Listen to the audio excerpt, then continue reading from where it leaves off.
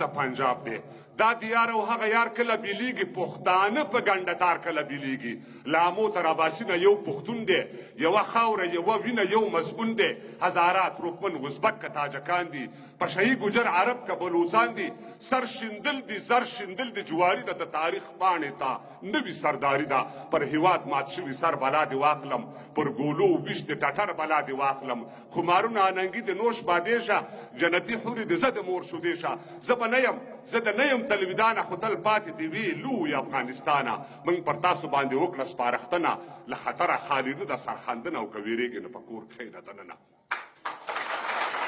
زه مننه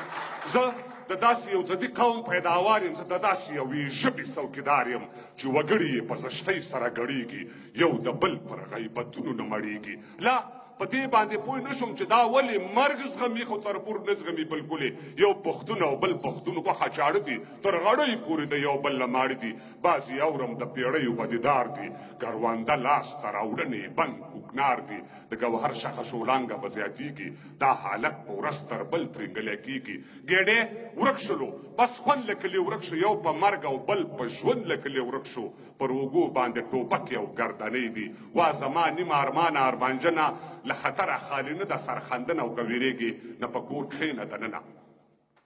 زه آزاد یم نه پروا د چا لرم خپله اغوندم زه آزاد یم خپله خورم خپله اغوندم چې اسلام پکې اول مضمون وانخلم په یوه نه خود به تش پښتون وانخلم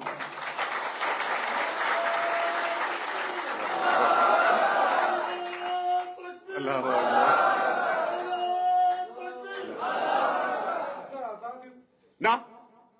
نه پروا د چا لرم خپله اغوندم زه آزاد یم خپله خورم خپله اغوندم چې اسلام پکې اول مضمون وانخلم په یوه نه خود به تش پښتون وانخلم خان ترکې ببرک خان میرزمان خانه پر قبرونو مور احمد شباکو خانه باچا خان او خان شهید که افضل خان و پښتانه و دوی سوچه مسلمانان و بربادي د دې هیواد له هغه راسي دا هیواد سلو برباد له هغه راسي د قدرت ګدۍ ته شا ورسي خمشه د نادر کورنۍ بیا راویښه مشه له اکبر او له امان بخښنه غواړو د دې خپل څیرې ګریوان بخښنه غواړو له داود بخښنه غواړمه بخښنه له خطره خالي نه ده سرخندنه او که ویرېږې نه په کور کښېنه دننه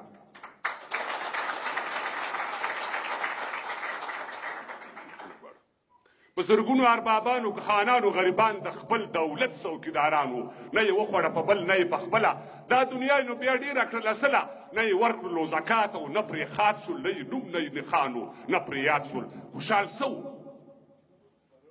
خوشحال څه و خوشحال بیګ او یو نواب و د مغولو په دربار باندې سیراب و چې خطر یې په سر واخیستو نو سر شو دغه سر بیا د لکونو سر لښکر شو بیا د هر بنډار سرخي او یو مثال شو چې پښتون شو نو بیا هغه ستر خوشحال شو خپله وایي تاسو وپوښتئ له دنه له خطره خالي نه ده سرخندنه که ویرېږې نو په کور کښېنه دننه بیا هم مننه کوو